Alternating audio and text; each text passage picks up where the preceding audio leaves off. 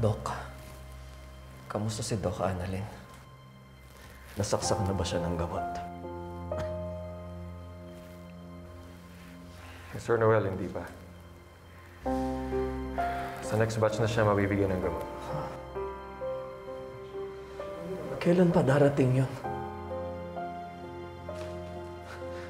Nung huli ko siya makita, parang mas lumalala yung kondisyon niya. I'll be honest with you, Sir Noel. Sa'yo napunta yung gamot dahil isa ka sa mga stockholders at officers ng ospital. We escalated this to the higher authorities, and that's their decision. And this is highly confidential, okay? Sige, ayos mo na.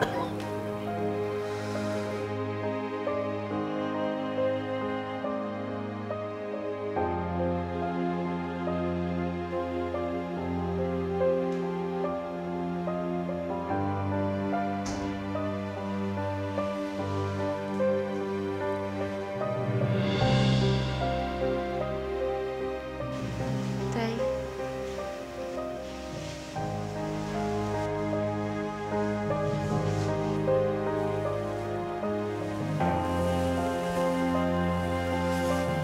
Dito si tatay, ano? May gamot na po ba, Tay?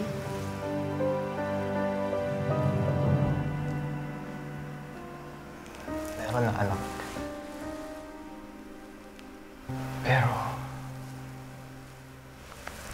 ubus na po.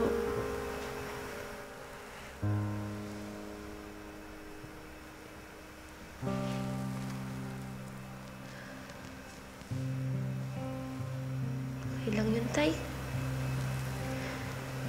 Baka mas nangangailangan po yung bibigyan nila ng gamot. Hindi, anak. You deserve to live. Mabuti kang anak at tao.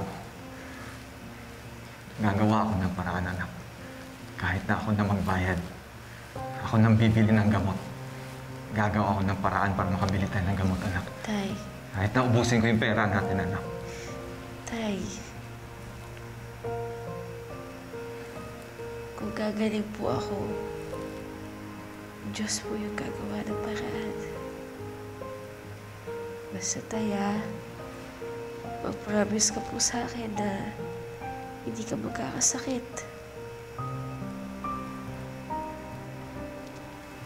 Paglabas mo po dito, yakapin mo po si nanay.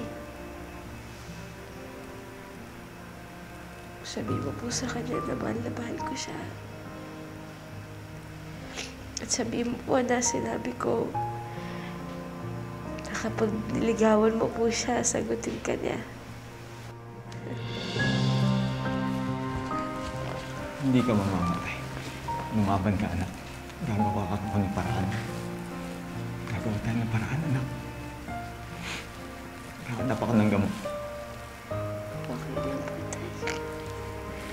Hindi, anak. Lumaban ka, anak. Lumaban ka. Lumaban ka, anak.